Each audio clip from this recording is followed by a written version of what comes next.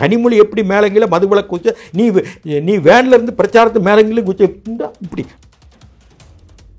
இத்தனை அமைச்சர் இருக்காங்களே, யாரா பிறந்திருக்கீங்க அமைச்சர்? எனக்கு தெரிஞ்ச வரைக்கும் உலகம் கலைஞர் பெயரை உச்சரித்து கொண்டே இருக்கும். உலகம் உச்சரிக்க இது சொல்றதே முரண் இல்லையா? உலகத்தில் ஆப்பிரிக்காவுக்கும் கலைஞர் தெரியுமா? இப்போ என்னாச்சு, அண்ணா சமாதியை மறந்துட்டாங்க, கலைஞர் சமாதி இல்லை, அதையும் புதுப்பிச்சிருக்காங்க அப்படின்னு தானே சார். நீங்க டிஎம்கேவா நடுநிலை பத்திரிகையாளரா? இல்லை இல்லை, நான்லாம் கலைஞருக்கு முட்டு கொடுத்தா நேரத்தில் எதுக்கு ஏன்னா ஈழப்படத்தில் முட்டு கொடுத்தவங்க இது நான் திட்டி தலையங்க எழுதினவங்களெல்லாம் இப்போ எங்கே வச்சுருக்காரு ஸ்டாலின்? எல்லாம் ஒப்புக்கு சப்புக்கு பேசுவாங்க, ஒன்று செய்ய மாட்டாங்க. அவ்வளோதாங்க நான் பார்த்துருக்கேன். மாநில சுயாட்சி, இந்திய எதிர்ப்பு, அது மாதிரி தமிழ்நாட்டு நலன்கள், காவேரி பிரச்சனை, இதுக்கெல்லாம் அப்போ அமைச்சராக இருக்கும் ஏன் வாய முடியும்? இப்போ மட்டும் ஒன்றிய அரசு ஒன்றிய அரசு ஒன்றிய அரசு ஒன்றிய அரசுன்னு சொல்லுங்கள். தொட்டுப்பார், தடவிப்பார், சொந்திப்பார், இன்னும் இப்போ ஏன் சொல்கிறீங்க? திருவண்ணாமலையிலே போய் விவசாயிகளை மோடி அரசாங்கம் ரொம்ப நெருக்கடி பண்ணுது, டெல்லியில் போராடுற விவசாயிகளை அன்னு திருவண்ணாமலையில். அதே ஊரில் தான் உங்கள் அண்ணன் ஆட்சியில், உங்கள் ஆட்சியில் விவசாயிகளை குண்டாசாக்கப்பட்டிருக்க. என்ன பேசுறதுன்னு கூட தெரியாத, எது இங்கிறது இடம் பொருள் சுட்டு கூட தெரியாதா உங்களுக்கு? இது கலைஞர் காலத்தில் கொஞ்சம் யோசிச்சார், கொஞ்சம் நல்லவங்களையும் யோசிச்சார், படித்தவங்க தெரிஞ்சவங்கள பக்கத்தில் வச்சுக்கிட்டாரு, முழுமையாளர் கூட. இப்போ முழுமையாக அதுக்கான முகமே போயிடுச்சு. கலைஞருடைய காலத்தோட திமுக முகம் வச்சு நான் ஒரு 10 நிமிஷம் படிக்க இந்த ராஜகண்ணப்பன் அமைச்சர் என்ன பேசுகிறார் காங்கிரஸை பற்றி? இவங்க வெயிட்டு, காங்கிரஸ் வெயிட்டு, இவங்களாம் ஒரு பையன் சீட்டு கேட்க மட்டும் வருவாங்க, ஏதோ பிச்சை கேட்க வர்றாமல சீட்டு கேட்க வரும். அது நீக்கல, என்னை மட்டும் நீக்கலாம். ட்வீட் போட்டதுக்கு சாதாரண ட்வீட் போட்டு ராஜகண்ணப்பன் நீக்கலையா? திமுக பாகுபாடு பார்க்குதே. ஏங்க ஸ்டாலினை கண்டா பிடிக்காதுங்க, என்னை நீக்கணும் என்ன காரணம்? அப்போ உதயநிதியை பார்க்கல. எனக்கு அரசியல் மென்னன் மட்டும் தெரியாதா? இத்தனை வருஷம் ஒருத்தனை நமக்கு உதவுனவன், நம்ம கூட நின்னவன், இவனை சுரண்டி பார்த்து அவனை சங்கடப்படுத்தினான். இறுதி காலத்தில் எவனும் நல்லா இருக்க மாட்டாங்க. கலைஞர் கிளியர் கலைஞர் தாங்க. அந்த இடத்துல யாரும் எவ்வளோதான் நீங்கள் முட்டு கொடுத்து லிஃப்டில் போய் 8வது மாடி நீங்கள் அந்த கலைஞர் ஆக முடியாது.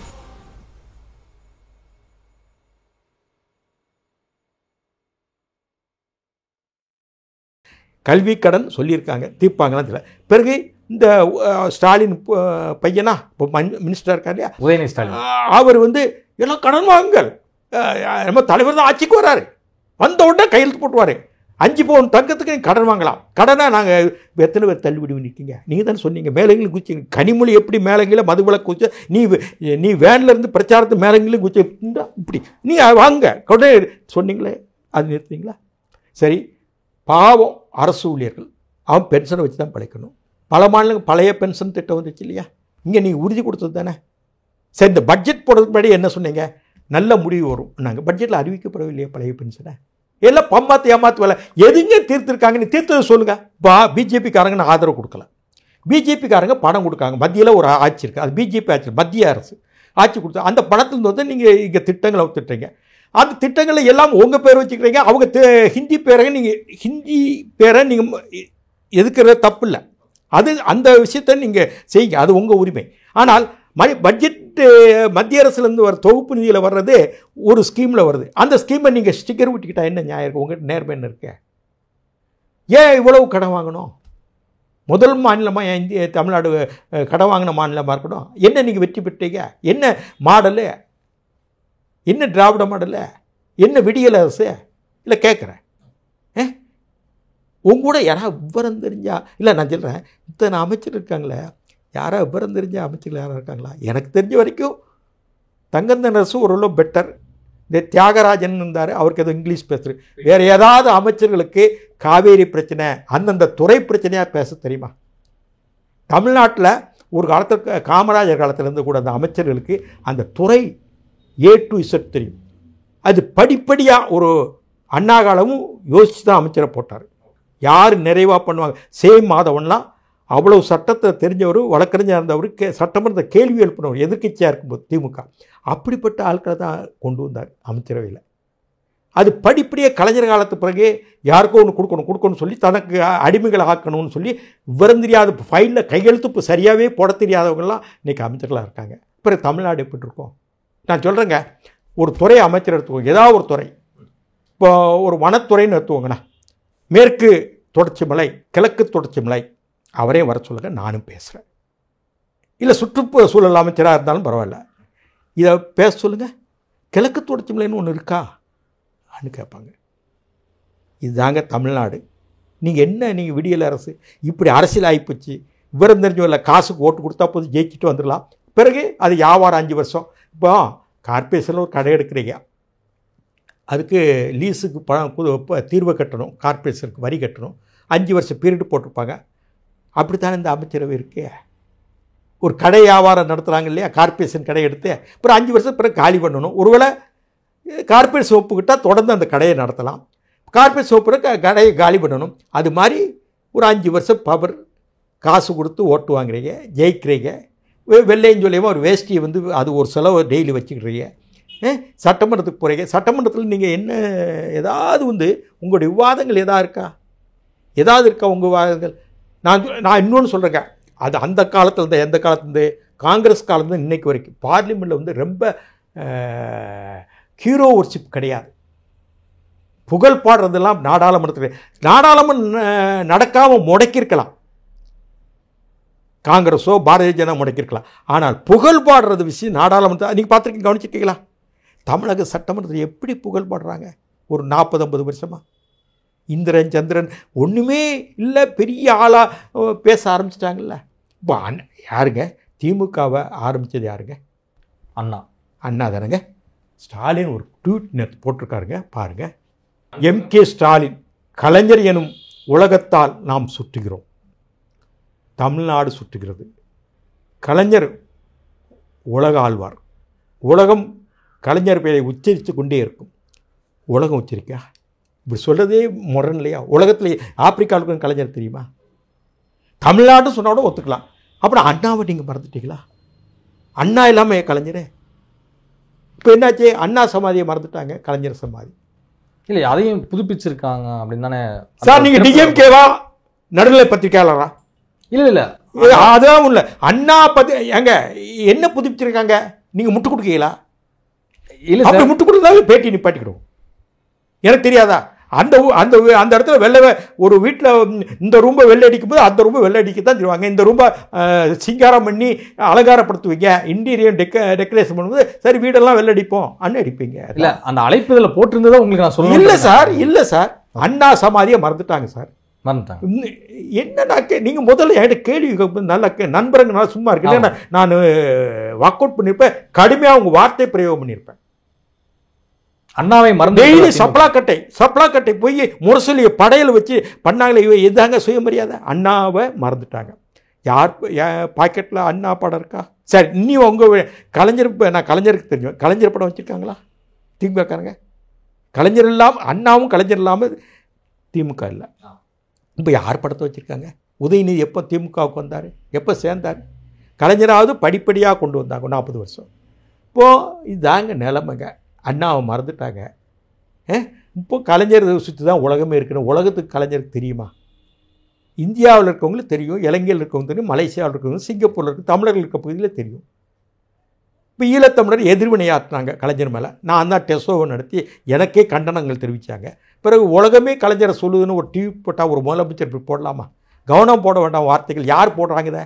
ஐடிவிங்க, அவங்க ஐடிவிங்க இப்படி போட்டால் நம்மளை சிரிப்பாங்களே. ரீசனபிளாக ட்வீட் பண்ணணும். எப்படி போடலாம்? கலைஞர் என்ற பெயரை தமிழகம் உச்சரிக்கின்றது, இந்தியாவில் மண்ணில் அனைவருக்கும் கலைஞரை தெரியும், இப்படி போடுங்க. நான் அதை ஒத்துக்கிறேன், தப்புன்னு சொல்ல. உலகமே உச்சரிக்கன்னா என்ன அர்த்தம்? இப்படியான ஒரு விவரம் தெரியாமல் பதிவுகள் ஐடிவிங்கில் ஒருத்தரை முட்டு கொடுத்து தூக்குறது, இந்த பத்திரிக்கையாளர்கள், ஊடகங்கள், டிவிக்காரங்கள். அப்படி என்ன நீங்கள் திமுக இருக்கீங்க? நேற்று வரைக்கும் இவன் திட்டினவன் யார்? கலைஞரை கடுமையாக முள்ளிவாய் கலத்திட்டு நான்லாம் கலைஞருக்கு முட்டு கொடுத்தேன் அந்த நேரத்தில் எதிர்கட்சியாக இருக்கும்போது. ஏன்னா ஈழப்பிரச்சனை முட்டு கொடுத்தவங்க இது நான் திட்டி தலையங்க எழுதினவங்களெல்லாம் இப்போ எங்கே வச்சுருக்காரு ஸ்டாலின்? இதே ஸ்டாலினையும் திட்டினாங்க. ஏது நூலக ஆணையத்தில் போட்டிருக்காங்க அமைப்பாக, பிறகு திட்டக்குழுவில் போட்டிருக்காங்க, பாடப்புத்தகத்தில் போட்டிருக்காங்க. அதே மாதிரி உங்களுக்கு தெரியும் கலைஞர் டிவியில். சரி, நான் ஒரு சில கேட்குறேன். திமுகவில் பல மூத்த தலைவர்லாம் உண்டு, உங்களுக்கு தெரியும். கன்னியாகுமரியில் சுரேஷ்ராஜனுக்கு உங்களை பிடிக்கலை, இப்போ ஏதோ ஒரு சூழலில் நீ குற்றச்சாட்டு வச்சு அவரை அழைச்சி ஒரு பொறுப்பு கொடுக்கலாம் இல்லையா? இந்த மாதிரி விஷயங்கள் அவர் அமைச்சராக இருந்தவர் தானே. அதே மாதிரி இப்படியே வாங்க. அதே மாதிரி விபி ராஜன்னு எங்கே ராஜபாளையத்தில் KKSSR வர்றதுக்கு முன்னாடியே அந்த விருதுநகர் காமராஜர் மாவட்டம் சொல்லப்பட்ட மாவட்டத்துக்கு திமுக அவர் முகமாக பேச்சாளராக இருந்தார். அவருக்கு ஒன்று பண்ணலாம் இல்லையா? சரி, மதுரை பக்கம் வாங்க. பொன்முத்துராமலிங்கம் மதிமுகவுக்கு வந்தாலும் நீண்ட கால கட்சிக்காரர். அவரை என்ன நீங்கள் செஞ்சுருக்கீங்க, மரியாதை பண்ணியிருக்கீங்க? சரி, திண்டுக்கல் வாங்க. பஷீர் அகமதுன்னு ஒருத்தர் நீண்ட காலம், அவர் என்ன பண்ணியிருக்கீங்க? தேவையம் கேட்குறேன். இப்போ பழனி மாணிக்கத்துக்கு சீட் இல்லைன்னு ஒரு பேச்சு நடந்து வருது. அவர் மாணவர் அமைப்புலேருந்து வந்தவர், அந்த காலத்தில் தான் அண்ணா காலத்துலேருந்து இருந்தவர். அவருக்கு சீட் இல்லைன்னு பேசக்கூடிய லெவலோ போயிடுச்சுன்னா ஒரு மூத்த தலைவருக்கே எதிர்பார்ப்பில் தவிப்பில் இருக்காருன்னா அப்படின்னா திமுக என்ன இருக்குது? நான் தெரியாமல். அதே மாதிரி வேலூரில் முகமது சையி இருக்கிறாரு. என்ன பண்ணியிருக்கீங்க? இல்லை, என்ன பண்ணியிருக்கீங்க? இவங்களாம் மூத்த தலைவர் தானே, உழைச்சிருக்காங்களே கட்சிக்கு. உங்களுக்கு என்ன அடிமையாக இருக்கணும், உங்களை பற்றி தூக்கி தூக்கி பேசணும், புகழ் பாடணும், உங்களுக்கு வேண்டியதை சம்பாதிச்சு கொடுக்கணும். இப்படிப்பட்ட ஆளு தான் அங்கே இருக்க முடியும். இது எதுக்கு சொல்ல வரேன்னா, எல்லாம் ஒப்புக்கு சப்புக்கு பேசுவாங்க, ஒன்றும் செய்ய மாட்டாங்க திமுக. அவ்வளோதாங்க, நான் பார்த்துருக்கேன். ஏன் டெஸ்ஸோ நடத்த சொன்னாங்க இல்லையா? டெஸ்ஸோ எப்போ ஆரம்பித்தோம்? 2009 இறுதியில் ஆரம்பித்து அது நடைமுறைக்கு வந்தது 10ல். பிறகு 11ல் சங்கரங்கோல் தேர்தலுக்கு இது வந்ததுனால 12ல் நான் டெஸ்ஸோமா நடத்துகிறோம். 13 வரைக்கும் அது ஆர்ப்பாட்டம், 13 மே வரைக்கும் இருந்தது. 2000 அது பிறகு டெஸ்ஸோவை மறந்துட்டாங்க. 2வது டெஸ்ஸோவை ஏதாவது உருப்படியாக. சரி, நான் இன்னொன்று சொல்கிறேன். மாநில சுயாட்சி நீங்கள் தானே கேட்டீங்க. மாநில சுயாட்சிங்கிற கோரிக்கை என்பது காங்கிரஸ்காரன் கோரிக்கை, திமுக கோரிக்கை இல்லை. விடுதலைக்கு முன்பே மொழிவாரி மாநிலங்கள் மாகாண சுயராஜ்யம் கேட்டது அவங்க தான், லக்னோ மாநாட்டில். பிறகு அந்த காலத்தில் தான் தினமணி ஆசிரியர் AN சிவராமன் முதல்ல தமிழில் மாகாண சுயாட்சியின் புஸ்தகத்தை 1944 விடுதலைக்கு முன்னாடியே ஒரு 200 பக்கத்துக்கு எழுதினார். தினமணி பிரசுரமாக வந்தது. அதுக்கப்புறம் அண்ணா ஆட்சிக்கு வராரு. 67ல் மாநில சுயாட்சி எங்களுடைய உரிமை என்ன தன்னுடைய உயிரில் எழுதி வச்சிருக்கார், காஞ்சி இதல்ல. அது பிறகு கலைஞர் ஆட்சிக்கு வராரு. மாநில சுயாட்சி அதை குறித்தான சாத்தியக்கூறுகளை அறிய ஒரு கமிஷன் போடுறார், குழு போடுறார். நீதிபதி ராஜமன்னார் தலைமையில் நீதிபதி சந்திரா ரெட்டியும் சென்னை பல்கலைக்கழக துணைவேந்தர் லட்சுமிசாமி ஒலியாரும் உறுப்பினர் அந்த அறிக்கையை கொடுக்குறாங்க. அறிக்கையை கொடுத்து இந்திரா காந்திக்கு அனுப்புகிறாங்க. தமிழ்நாடு சட்டமன்றத்தில் கலைஞர் அந்த தீர்மானத்தை முன்மொழியார். அது பிறகு நீங்கள் என்ன பண்ணீங்க? மாநில சுயாட்சி வேணும் ஏதாவது அதுக்கான 18 வருஷம் ஆட்சியில் இருந்தீங்க இல்லையா? 18 வருஷம் அமைச்சரவையில், டெல்லியில், மத்திய அரசில் வாஜ்பாய் அமைச்சரில், VP சிங் அமைச்சரவையில், பிறகு மன்மோகன் சிங் அமைச்சரவையில், மன்மோகன் சிங் அமைச்சரில் 10 வருஷம், வாஜ்பாய் அமைச்சரில் 5 வருஷம், தேவகவுடா இவங்க பீரியடு ஐக்கிய குஜராத்தில் 2 வருஷம், இவர் பீரியடில் VP சிங் 18 வருஷம். அது போக 76ல் ஜனதா ஆட்சி, மொராஜிக்கு ஆட்சியில் உறுப்பு கட்சியாக தோழமை கட்சியாக ஆட்சிக்கு ஜனதா கட்சியின் தோழமை கட்சியாக உறுப்பு கட்சியாக இருந்தீங்க இல்லையா கூட்டணியில்? நீங்கள் அப்போ மாநில சுயாட்சி கேட்டீங்களா? கேட்டுக்கலாம்ல. இந்தியாவில் ஒரு மாநில கட்சி அமைச்சரவையில் பங்கேற்றது திமுக தான் அதிக வருஷம். சென்ட்ரல் மாநில கட்சி இல்லையா? 18 வருஷம். ஃபெடரேஷன் சென்டர், அதாவது கூட்டாட்சியில் இல்லை, ஒரு மாநில கட்சி மத்திய அரசில் பங்கேற்று திமுக தான் அதிகம் இந்தியாவில். அந்த 18 வருஷத்தில் நீங்கள் தமிழ்நாட்டு உரிமைகளுக்காக என்ன பண்ண? பிறகு உங்கள் பீரியடில் தான் சேது சமுத்திர திட்டம் நிறைவேற்றப்பட்டது. நிறைவேற்றப்பட்டு நீங்களே துவங்கி வச்சீங்க. சோனியா காந்தி எல்லோரும் வந்தாங்க மதுரையில், வண்டியூர் தெப்பக்குளம் வரையில் மண்ணள்ளி போட்டீங்க. அப்புறம் அதை நிறுத்துன்னு சொன்னோன்னு நிறுத்திட்டீங்களே. நீங்கள் அன்றைக்கி எதுக்க வேண்டியதானே? ஈழ பிரச்சனை அப்போ தான் நடந்தது. அப்போது நீ உங்கள் மந்திரிகளை, உங்கள் அமைச்சர்களை நாங்கள் ராஜினாமா பண்ணுறோம், திரும்ப பெற்றுக்க வேண்டியதானே? அதுதான் ஒட்டிகிட்டு இருந்தீங்க. சேது சமுத்திர திட்டம் உங்கள் திட்டம் கனவு திட்டம்னு அண்ணா எழுச்சி நாள் கொண்டாடினார். அமைச்சரவையாக இருக்கும்போது எழுச்சி நாள் கொண்டாடினார்.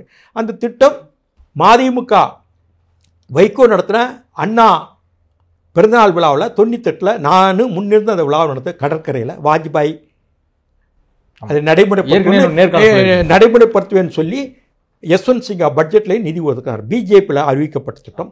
பிறகு நீங்கள் மன்மோகன் சிங் காலத்தில் நீங்கள் துவக்கி வச்சீங்க. கலைஞரும் அதில் கலந்துக்கிட்டார் மதுரையில், TR பாலு அமைச்சர். பிறகு என்ன ஒரு 6 மாதம் 7 மாதம் 8 மாதம் வேலை நடந்து ஒரு கோர்ட்டுக்கு கேஸ் போச்சு, சுப்பிரமணிய சாமி போனலாம். பிறகு அதை எடுத்து நீங்கள் போராட வேண்டியதானே?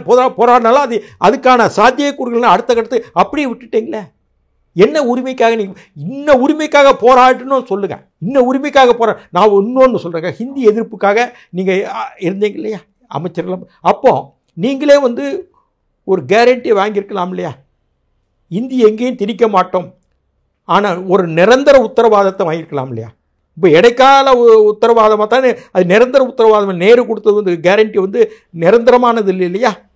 இப்போது அப்போல்லாம் இதெல்லாம் செஞ்சுருக்கலாம். மாநில சுயாட்சி, இந்திய எதிர்ப்பு, அது மாதிரி தமிழ்நாட்டு நலன்கள், காவேரி பிரச்சனை, இதுக்கெல்லாம் அப்போ அமைச்சராக இருக்கும் ஏன் வாய முடிட்டு. இப்போ மட்டும் என்னாச்சு, ஒன்றிய அரசு ஒன்றிய அரசு ஒன்றிய அரசு ஒன்றிய அரசுன்னு சொல்லுங்கள். தொட்டுப்பார், தடவிப்பார், சொரிஞ்சிப்பார், இன்னும் இப்போ ஏன் சொல்கிறீங்க? நீங்களும் அங்கே இருந்தவங்க தானே, அது தக்க காம்ப்ரமைஸ் பண்ணு. ஒரே ஒரு உதாரணம் சொல்கிறேங்க. அமித்ஷா, எடப்பாடி பழனிசாமி தமிழ்நாடு முதலமைச்சர், ஸ்டாலின் எதிர்க்கட்சி தலைவர், கலைஞர் இறந்துட்டார்.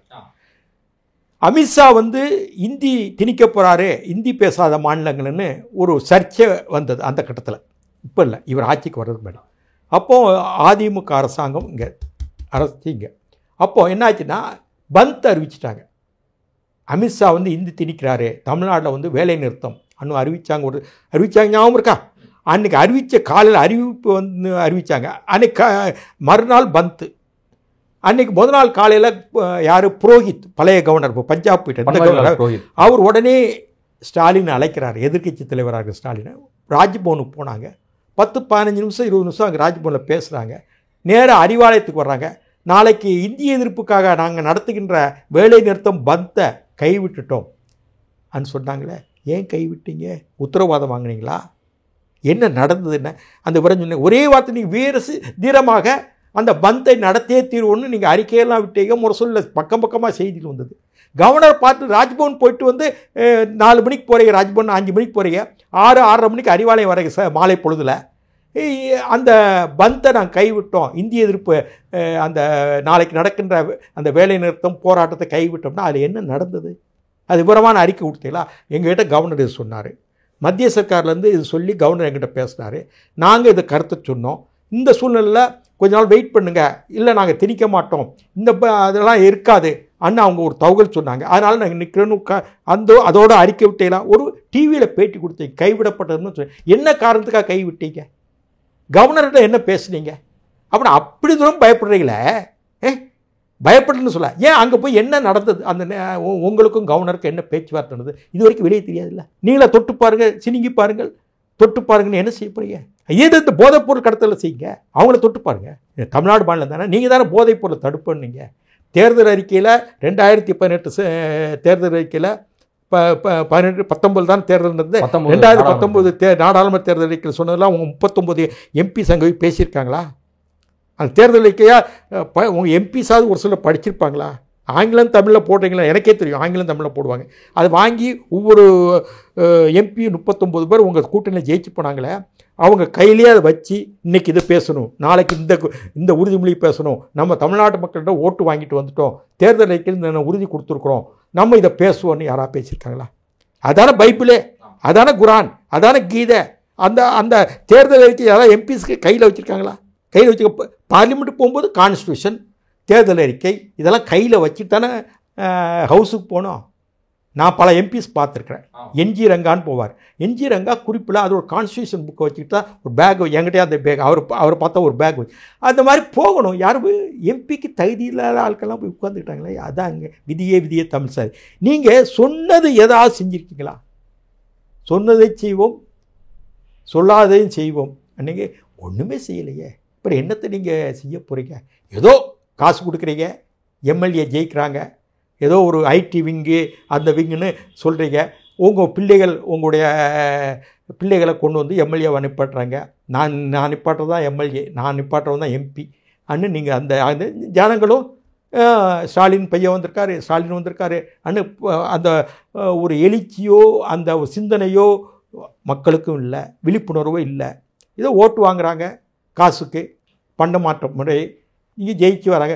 நான் சொல்கிறேன், இந்தியாவில் முதல்ல ஓட்டுக்கு காசு கொடுத்த மாநிலம் எதுங்க சொல்லுங்கள்? நான் அப்போ நீங்கள் பீகாரில் இல்லையே, எந்த மாநிலம் ஓட்டுக்கு காசு கொடுத்துப்பாங்க? இங்கே தமிழ்நாட்டில் வந்து திருமங்கலம் ஃபார்முலான்னு அறிமுகப்படுத்துறாங்க. தமிழ்நாடு திருமங்கலம் அதுக்கு முன்னாடி வந்துச்சு, அதுக்கு முன்னாடி தமிழ்நாடு. நீங்கள் ஒன்று திமுக குரலாம் தான் எங்கிட்ட பேட்டி எடுக்காதுங்க. என்ன ரெண்டாவது விஷயம், ஆள் உயர கட் அவுட் இல்லையா எங்கெங்க? தமிழ்நாடு தானே, அது தேவையா? சரி, கிரீடங்கள், மலர் கிரீடங்கள் அங்கே இந்த பொலிட்டிக்கல் கல்ச்சரில் அது ஒன்று இருக்க தான் செய்யுது. மலர் பார்க்குறோம். வால்லாம் கொடுக்குறாங்க. கட் அவுட், பெரிய ஒரு போஸ்டர். நான் இதுக்கு ஒன்று உதாரணம் சொல்கிறேன். ராம்விலாஸ் பாஸ்வான் என்னோட நண்பர்னு அனைவருக்கும் தெரியும், பீகார். அப்போ விபி சிங் அரசாங்கம் அமைச்சாங்களே 90ல் நாடாளுமன்ற தேர்தல். அவருக்கு வந்து சிவகாசியில் போஸ்ட் அடித்து சக்கர சின்னம், ஜனதா கட்சி இப்போ சக்கரம் அடித்து சிவகாசியில் அனுப்பி ஹிந்திலையும் இங்கிலீஷில் அடித்து பெரிய போஸ்டர் அனுப்பி வச்சுருந்தேன். இங்கேருந்து ஹஜ்பூரில் நின்னார் பீகாரில். இங்கேருந்து ட்ரெயினில் 2 பேரை போட்டு அனுப்புனேன். நான் இடையில விட்ற போனால் அப்போ விபி சிங் பிரச்சாரத்துக்கு வந்திருக்கார். அதில் போஸ்ட்டை பார்த்தேன். Hi Paswan ji, this is pattern of Tamil Nadu, how you did. அவர் சொன்னார், என் ஃப்ரெண்டு, அவருக்கு விபி சிங் எனக்கு தெரியும், ஃபோட்டோலாம் ராதாகிருஷ்ணன் அடிச்சு அவர் இங்கேயே கொண்டு வந்துட்டார் அந்த கலாச்சாரத்தை. ஓகே, இது நல்லது இல்லையே, செலவாகுமே அனு விபி சிங் சொன்னதெல்லாம் உண்டு. ஓகே, விபி சிங் வந்து பாஸ்வான் பிரச்சார நேரத்தில் அந்த போஸ்ட் பிரச்சாரத்துக்கு போவாங்க இல்லையா, ஜீப்பில் வாகனத்தில் போவாங்க 2 பேரும். அப்போ கண்ணில் பட்டிருக்கு ஹிந்தி இங்கிலீஷ் போஸ்ட் ஒட்டி வச்சிருக்காரு. ஓகே, பல இடங்களில் கண்ணில் பட்டோன்னு கேட்டிருக்காரு. இந்த கல்ச்சர் வந்து தமிழ்நாட்டில் சொன்னது உண்டு. இது எப்போ 90 ஆட்சிக்கு வர்றாங்க இல்லையா, அப்போ நான் 89 திமுக ஆட்சி கிடையாது. 89ல் பிரச்சாரம் நடக்குது, 89ல் தேர்தல் நாடாளுமன்றத்தில். அப்போ பீகாருக்கு போய் சொன்னாங்க, சரி ஓட்டுக்கு காசு கொடுத்து தமிழ்நாடு, அலங்கார வளைவுகள் கொடுத்து தமிழ்நாடு, வெட்டி பந்தாக்கள் 10 காரோடு போகிறது தமிழ்நாடு, இப்போ அதே மாதிரி மலர் கிரீடங்கள் தமிழ்நாடு. இவ்வளவு தமிழ்நாடு தான் பண்ணுது. நீங்கள் என்ன தமிழ்நாடு மண், சுயமரியாதை மண், பகுத்தறிவு மண். இந்தியாவில் முதல்ல காலில் விழுந்த கலாச்சாரம் இங்கே வந்தது தமிழ்நாடு. சரி, இது ஒரு பக்கம். டெல்லியில் நேரு காலத்தில் என்ன சொல்ல, பண்டிட்ஜி, நெஹ்ருஜி, ஜவஹர்லால் தானே கூப்பிட்டாங்க, இந்திராஜி, ஜெயபிரகாஷ் நாராயணஜி, ஜேபிஜி என்னன்னு கூப்பிட்டாங்க. எவ்வளோ பெரிய தலைவர், கிருபலானிஜி, இவங்க தான் மூத்த தலைவர். சரி, இப்போ எனக்கு வந்து எங்கள் தாய் தந்தை இருக்காங்க இல்லையா, எனக்கு அவங்க கொடுத்துட்டு போன அவங்க வச்ச பேர், அவங்க எனக்கு என்ன பேர் வச்சா அந்த பேர், அவங்க விட்டுட்டு போன சொத்து, வீடு, விவசாய நிலங்கள், மற்ற நகை, பணங்கள் அவங்க விட்டுட்டு போனது. இந்த 2ஐயும் நான் பாதுகாக்கணுமா வேண்டாவா? தாய் தந்தையர் வச்ச பேரே உச்சரிக்கக்கூடாதுன்னா அவர் இவர் இந்த ஆறு அந்த ஆறு, அந்த ஊருக்காரரு இந்த ஊருக்காரரு, இது என்ன சார் கலாச்சாரம்?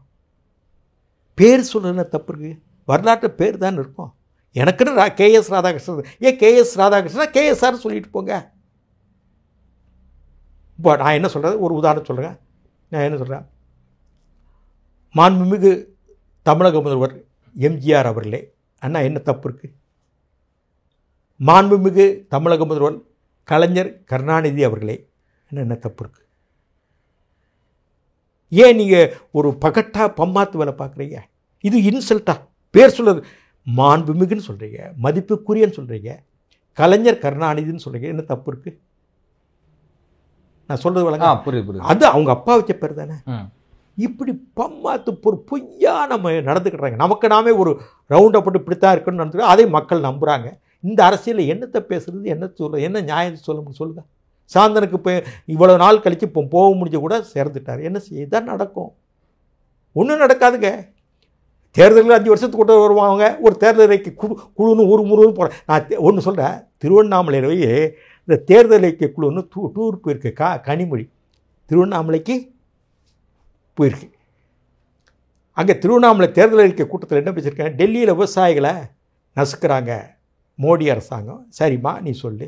அதே திருவண்ணாமலை தானே குண்டாஸ் ஆக்ட் நீங்கள் மேல்மா விவசாயிகளுக்கு போட்டு, மேல்மா தானே அந்த கிராம பேர் என்ன, குண்டாஸ் ஆக்ட். அதே ஊர்ல நீ பேச, அதே ஊர்ல நீ பேசுறதா பேச தப்பா போகுமே அன்னு கூட சிந்தனை இல்லையா உனக்கு? கனிமொழிக்கு திருவண்ணாமலையிலே போய் விவசாயிகளை வந்து மோடி அரசாங்கம் ரொம்ப நெருக்கடி பண்ணுது, டெல்லியில் போராடுற விவசாயிகளை அன்னு திருவண்ணாமலை இருக்குது. அதே ஊரில் தான் உங்கள் அண்ணன் ஆட்சியில், உங்கள் ஆட்சியில் விவசாயிகளை குண்டாஸ் ஆக்கப்பட்டுங்க. என்ன பேசுறதுன்னு கூட தெரியாத, எதை இங்கேருந்து இடம் பொறுத்துட்டு கூட தெரியாது அவங்களுக்கு. இப்படி தாங்க திமுக தலைவர். வேறு யாரும் இப்போ கனிமொழி பெரிய சிந்தனையாளர் தானே. ஏதாவது தமிழ்நாட்டு உரிமைகளை நானும் பேசுகிறேன், அந்த பொண்ணையும் வர சொல்லுங்கள், அந்த அம்மாவையும் வர சொல்லுங்கள். நான் பேசுகிறேன் ஒரு மணி நேரத்தில் அவ்வளவு பிரச்சனைகளையும் A to Z, காவேரி பிரச்சனைலேருந்து இன்றைக்கு வரை அறியப்படாத நாகப்பட்டினம், கடலூர் துறைமுகங்கள், மீன்பிடி துறைமுகங்களுக்கு இல்லையா, மணப்பாடு, கிணப்பாடு, முட்டம், வாலிநோக்கம் வரைக்கும் நான் பேசுகிறேன். ஒன்றுமே தெரியாதுங்க. ஆட்சியில் இருக்கவங்களுக்கு தமிழ்நாடு பிரச்சனையே தெரியாது, காவிரி பிரச்சனை கிடையாது, முல்லைப்பெரி தெரியாது, ஈழத்தமிழ் பிரச்சனை. அவங்க என்ன சொல்லுவாங்க, இப்போ வைகோட சொன்னார் இல்லையா, அவங்க ஒன்றும் தெரியாது, ஒன்றி சில தெரிஞ்சு கூட அவங்க தெரியாதுங்க. அவங்க என்ன சொல்லுவாங்க, கொழும்பு பிரச்சனைம்பாங்க. அதுதாங்க நான் இப்போ அது வழிமுறை, வைகோ என்ன சொன்னாரோ வழிமொழிகிறேன். கொழும்பு பிரச்சனை பாரு, இல்லை சுலோன் பிரச்சனைம்பாங்க. ஈழத்தமிழ் பிரச்சனை வாயில் வராது, அந்த வட்டச் செயலாளருக்கு தெரிஞ்சுக்க. அதை நான் அவர் சொன்னதை வழிமொழிகிறேன். இதாங்க இன்னைக்கு திமுக. அவங்ககிட்ட வந்து சொன்னதையும் செய்ய மாட்டாங்க. அந்த தமிழ்நாட்டு பற்றியான வரலாறு, புவியியல், தமிழ்நாட்டு பிரச்சனைகள், பொருளாதாரம் எதுவுமே தெரியாதுங்க. அவங்க தான் இன்றைக்கி அமைச்சர்களாக இருக்காங்க, எம்பிகளாக இருக்காங்க. அவங்களுக்கு அடிமைகளாக இருக்கவங்க அமைச்சராகலாம், எம்பிகளாகலாம். நல்லவங்கள் வல்லவர்கள் வேண்டாம். இது கலைஞர் காலத்தில் கொஞ்சம் யோசித்தார், கொஞ்சம் நல்லவங்களையும் யோசித்தார், படித்தவங்க தெரிஞ்சவங்கள பக்கத்தை வச்சுக்கிட்டார். முழுமையாக இல்லைன்னு கூட. இப்போ முழுமையாக அதுக்கான முகமே போயிடுச்சு. கலைஞருடைய காலத்தோட திமுக முகம் வச்சு அதான் காப்பி காமும், கலைஞருக்கு முன் கலைஞருக்கு பின். இதுதான் இன்றைக்கி திமுக.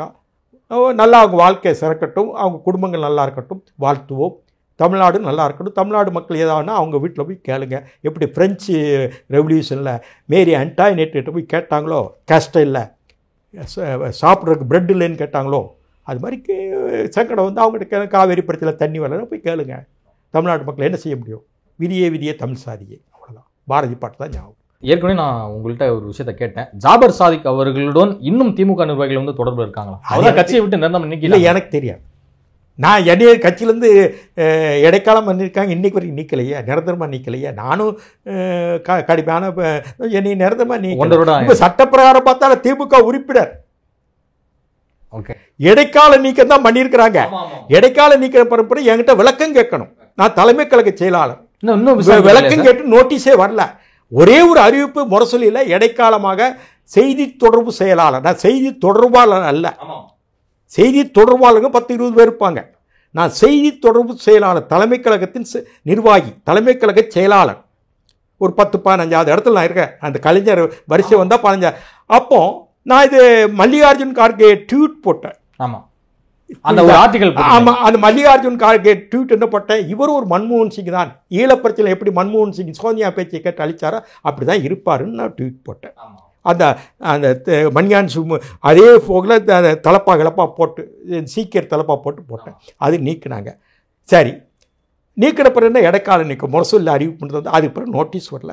நான் விளக்கமும் நோட்டீஸ் வந்தால் நான் விளக்கம் கொடுப்பேன். இது வரைக்கும் நிரந்தர நீக்கம் இல்லை சொல்கிறேன். நான் இப்போ ஒரு 10-20 நாளைக்கு படிக்க இந்த ராஜகண்ணப்பன் அமைச்சர் என்ன பேசுகிறார் காங்கிரஸை பற்றி. இவங்க வெயிட்டு, காங்கிரஸ் வெயிட்டு. இவங்களாம் ஒரு பையன் சீட்டு கேட்க மட்டும் வருவாங்க, ஏதோ பிச்சை கேட்க வர்றாமல சீட்டு கேட்க வர. அது நீக்கணும்ல, என்னை மட்டும் நீக்கலாம். ட்வீட் போட்டதுக்கு சாதாரண ட்வீட் போட்டு ராஜகண்ணப்பன் நீக்கலையா? ஏன் நீக்கப்பட அவருக்கு வழக்கம் கேட்கணும். நியாயமாக இது என்ன ஒரு நியாயமாக நடக்கணும் இல்லையா? ஒரு கண்ணில் ஒன்று, இன்னொரு கண்ணில் ஒன்றும் பார்வை பார்க்கக்கூடாதுல்ல. நான் ஒரு ட்வீட் தான் போட்டேன். சரி, அது வழக்கம் கேட்டு நோட்டீஸே வரல. திமுக வந்து பாகுபாடு பார்க்குதே, என்னை விட கடுமையாக போய். சரிக்கா, நான் இதை விட்டு பாருங்க. இப்போ என்ன பண்ணுறாரு, அந்த நிதியமைச்சராக இருக்கின்ற இருந்தார் இல்லையா, யாரு, தியாகராஜன். பேர் என்ன, பிடிஆர் பழனிவேல் தியாகராஜனா. அவர் என்ன ஒரு ஊடகத்தில் பேசுனாரு, அது சர்ச்சையாக வந்தது இல்லையா? 30,000 கோடியா, எவ்வளோ கோடி? கரெக்டு தான் 30,000 கோடி 2 பேரும் சம்பாதிச்சுட்டாங்க, இவங்க குடும்பம் சம்பாதிச்சுட்டு இருக்குன்னு பேசினாரு. ஒரு ஆடியோ வந்தது இல்லையா? ஆடியோ வந்தோடனே அவர் மேலே கொஞ்சம் சர்ச்சைகள் உண்டாக்கி அவரை வந்து வேறு துறைக்கு மாற்றினாங்க இல்லையா? மாற்றினா இவங்க என்ன செஞ்சுருக்கணும், இந்த ஆடியோ உண்மையா தப்பா பழனிவேல் ராஜன் பையனை சொல்லிட்டாங்க அன்னு ஆட்சி இவங்ககிட்ட இருக்குது, காவல்துறை இவங்ககிட்ட இருக்குது, அதை குறித்தான உண்மை அறிகிற இதுவும் இருக்குது. ஏன் அதை அறியலை, இது வரைக்கும் அறியலை? கேள்வி கேட்க நியாயம் தானே? சரி, அப்படி அறியலை இல்லையா? ஏன் அறியாமல் உடனே இலாகாவை மாற்றுறீங்க? அவரெல்லாம் நீக்கலை. அதை விட எனக்கு கொடுமை அவங்களுக்கு எழுத்த திமுக பற்றி அதை திட்டிருக்கேனா? அவர் திமுகவில் 30,000 கோடி வாங்கிட்டாங்கன்னு சொல்லி தானே வீடியோ பிரச்சனையை அந்த சர்ச்சையில் இருந்ததே.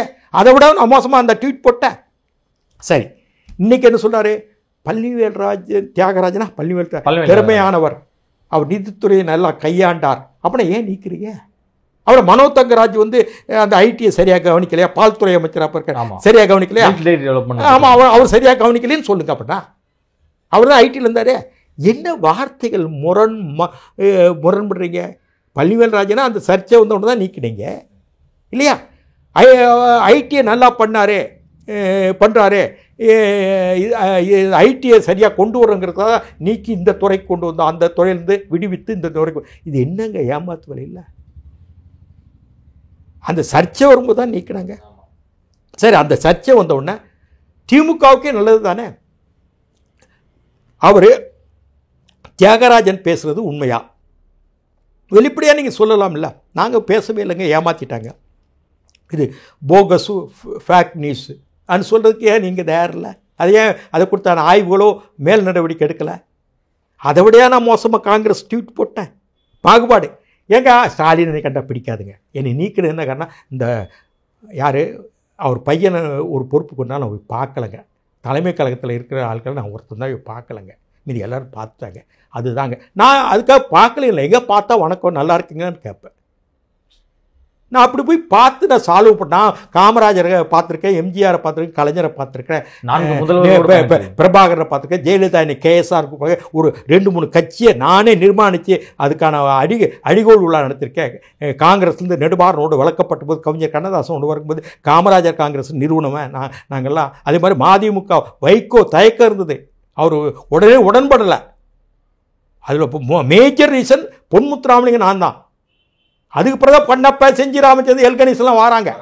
அப்படியெல்லாம் அனுபவப்பட்டு வந்தவன். ஈழத்தமிழர் பிரச்சனை, காங்கிரஸ் ஸ்தாபன காங்கிரஸ், இந்திரா காங்கிரஸ், காமராஜ் மறைவுக்கு பிறகு இணைப்பு, என்னை கோவில்பட்டி தம்பின்னு காமராஜர் என்னை கூப்பிடுவார். காமராஜர் இறந்த அன்னைக்கு இவங்கெல்லாம் பிறந்திருக்கவே மாட்டாங்க. என்னை அவ்வளோ எளிதாக நினச்சி நிற்கிறீங்க. அந்த பையனை போய் நான் பார்க்கலைங்க, அவர் அமைச்சராக இருக்க. இதுதான் காரணங்க. இது அப்புறம் ராஜகண்ண படம் நிற்குங்க. அப்போ உதயநிதியை பார்க்கல. எனக்கு அரசியல் மென்னன் மட்டும் தெரியாது, இத்தனை வருஷம் அனுபவம். நான் அதை அது பெருசாக எடுத்துக்கல. அது வந்து எனக்கு அது வந்து வருத்தம் கிடையாது. நான் லெவலில் விடுவிச்சாங்களேன்னு நினைக்கிறேன். டிசி கொடுத்தாங்களே, இது இனிமேல் இதை கலைஞர் காலத்து வரைக்கும் இருந்துட்டோம், நிம்மதி. இப்போ பீஸ்ஃபுல்லாக இருக்கேன், எழுதுகிறேன், படிக்க பல விஷயங்கள் நான் எழுதுகிறேன். எனக்குன்னு ஒரு தளம் இருக்குது, எனக்கு உலகம் முழுவதும் நண்பர்கள் இருக்காங்க, எனக்கு போதும். நான் இப்படி போய் அருமையாக போய் ஒரு மந்திரி எம்பியாக இருக்க விரும்பலை. இப்போ இவங்க இத்தனை எம்பி மந்திரியாக இருக்காங்களா, வெளியே தான் எம்பி மாண்புமிகு. ஆனால் அவங்க செய்ய வேண்டியவெல்லாம் அந்த கண்ணியமாக அந்த மாண்புமிகுவாக இருப்பாங்களா, மானமிகு மாண்புமிகுவாக இருப்பாங்களா? வீரமணி பேசாத பேச்சியா திமுகவை பற்றி? எவ்வளோ பேசுகிறா வீரமணி? வைகோ எவ்வளோ பேசினார்? அவங்களாம் நல்லவங்களா விட்ட. அவங்க வைகோ பேசும்போது நான் கேடயமாக இருந்து அறிக்கை கொடுக்கணும். இப்போ அதே வைகோ ஒரு நல்லவர் ஆயிட்டாங்க. ஆனால் ஒன்றுங்க, இயற்கை நீதினு ஒன்று இருக்குங்க. ஒருத்தனை வந்து நமக்கு உதவுனவன், நம்ம கூட நின்னவன், இவனை வந்து சுரண்டி பார்த்து அவனை வந்து சங்கடப்படுத்தினா இறுதி காலத்தில் எவனும் நல்லா இருக்க மாட்டாங்க. எந்த பிறவியும் எவ்வளோதான் நீங்கள் பேசுங்க, பெரிய ஆளாக இருங்க, ஆனால் இயற்கை நீதி, ஊழ், அறம், தர்மம் சும்மா விடாது. நான் கண்ணால் பல பேரை பார்த்துருக்கேன். அரசியல் தலைவர், உயர்ந்த தலைவர் பேர் இந்த இடத்த சொல்லக்கூடாது, ஏதோ ஒரு விஷயத்தில் பாதிக்கப்படுவாங்க. அவங்களுக்கு எவ்வளவோ மேல் இடத்துக்கு போயிருக்க வேண்டிய ஆட்கள் செகண்ட் கீழே விட. அப்படி தாங்க இருக்கும். இதுதாங்க அரசியல். ஆனால் எல்லாத்துக்கும் மேலே இயற்கை நீதி இருக்குது, பார்த்துக்கிடுவோம். நாங்கள் தமிழ்நாட்டுக்காக உழைக்கிறோம். நான் ஏதாவது எம்பியா, எம்எல்ஏவா, முன்னாளா, இன்னாளா? நான் இந்த அளவு என்கிட்ட ஒரு பேட்டி வாங்க வரீங்க. உச்சநீதிமன்றம் தமிழ்நாட்டு உரிமைகளுக்காக என் சொந்த பாக்கெட்டில் காசு செலவு பண்ணி எத்தனை வழக்கு, காவேரி, முல்லை பெரியார், நதிநீர் இணைப்பு, அச்சங்கோயில் பம்பை இணைப்பு, கண்ணகி கோவில், அது மாதிரி சென்னை உயர்நீதிமன்ற 45 வழக்குகள் தொடுத்துருக்குங்க. அவ்வளவு தமிழ்நாட்டு உரிமைகளுக்காக முக்கியமான விஷயங்கள். சுற்றுச்சூழல் இன்றைக்கி வந்து உதயகுமார் சுப்பிரமணியன் நிற்பார். நான் சுற்றுச்சூழல் அந்த ஒரு சிமெண்டாலேயே 82லேயே மூடினேன். சுற்றுச்சூழல் யாரும் அறியாத நேரத்தில் ஆலங்குளம் சிமெண்ட் ஃபேக்ட்ரி சிவகாசி பக்கம் இருக்குது, அரசு சிமெண்ட்ஸு. நான் மூடிட்டேன். புகை வருது, விவசாயம் கிட்ட போதுன்னு இன்றைக்கி சுற்றுச்சூழலை பற்றி பேசுகிறாங்க. நான் செஞ்சது 1982. எத்தனை வருஷம் ஆச்சு? 42 வருஷம். உதயகுமார் 2010-11 தான் வாரார். சுற்றுச்சூழல் வந்து அதுக்கு பிறகு தான் வருது. அவன் தூக்கு தண்டனை கூடாதுன்னு எப்போ 2001 தான் பேசப்பட்டது. நான் தூக்கு தண்டனை கூடாதுன்னு வைகோவுக்கு தெரியும். அவர் சொல்லி ஒரு தந்தியில் தூக்கு தண்டனையை நிறுத்தினேன். எப்போ? 1984, 40 ஆண்டுகளுக்கு முன்னாடி. ஒரு தந்தியில் பெட்டிஷன் கூட, மனுவோ அஃபிடவிட்டோ கிடையாது, நீக்கணும். இப்படிலாம் பண்ணிட்டு வந்தோம், கடந்து வந்தவங்க. ஆனால் கலைஞர் என்ன மதித்தார்? போதுங்க எனக்கு. இவங்கெல்லாம் யார்? கலைஞர் யார்? காமராஜர் யார்? எம்ஜிஆர் யார்? ஜெயலலிதா யார்? இந்திரா காந்தி யார்? நெடுமாறன் யார்? பிரபாகரன் யார்? நாராயணசாமி நாயுடு யார்? இவ்வளோ வரும்னு நான் அவங்க வரலாற்றில் இடம்பெற்றிருக்கேன். அவங்களோட இடம்பெற்றவங்க இன்றைக்கி தலைவர்கள் ஒன்றா? கலைஞருக்கு நிகர் கலைஞர் தாங்க. அந்த இடத்துக்கு யார் வந்து எவ்வளோ தான் நீங்கள் முட்டு கொடுத்து ஏனி முட்டு கொடுத்து லிஃப்ட்டில் போய் 8வது மாடி கூட நீங்கள் அந்த கலைஞர் ஆக முடியாது. நாங்களாம் படியில் ஏறி போவோம், ஏனியில் ஏறி போவோம். இப்போ கனிமொழிக்கு லிஃப்ட்டு, உதயநிதிக்கு லிஃப்ட்டு. 10வது மாடி போனால் 10வது மாடி படியில் தான் ஏறி போவோம். அந்த படியில் ஏறி போகும்போதே பின்னாடி வருவாங்க இல்லையா, என் பின்னாடி அவங்க அழைச்சிட்டு போவேன். இந்தாப்பா வாங்க, பின்னாடி குத்துவாங்க கத்தி வச்சு, கீழே விழுவேன், மறுபடியும் ஏறுவேன். இப்படி தான் என் வாழ்க்கை. அதெல்லாம் எல்லாம் பார்த்தாச்சு. எங்களுக்கு லிஃப்ட் இல்லாத வாழ்க்கை. நாங்கள் ஏணி படிக்கற்களை ஏறி போகிற ஆட்கள். உங்களை என்னாச்சு? கீழே தரையில் இருக்கீங்க, 10வது மாடி லிஃப்ட்டில் போய் மேலே உட்கார வச்சு. கனிமொழிக்கு அப்படி தான் லிஃப்ட்டு. நான் சொல்லுங்க, கலைஞராக மதிக்கிறோம். கலைஞர் குடும்பத்தில் இத்தனை பேர் வந்துட்டாங்க. இதை வந்து திமுக யோசிக்கனா? சார், கலைஞர் பிறகு ஸ்டாலின் இருந்தார், வந்ததில் நியாயம் இருந்தது. மிஸ்ஸாவில் கைதானார், செஞ்சார், படிப்படியாக ஒரு தலைவராக இருந்தார், ஏற்றுக்கலாம். திடீர்னு இவங்க பண்ணுறாங்களே, என்ன அர்த்தம்? திமுக காரங்களும் சுய சிந்தனை வர வேண்டாமா? இதுவரை உங்கள் பல்வேறு கருத்து மிக்க நன்றி சார்.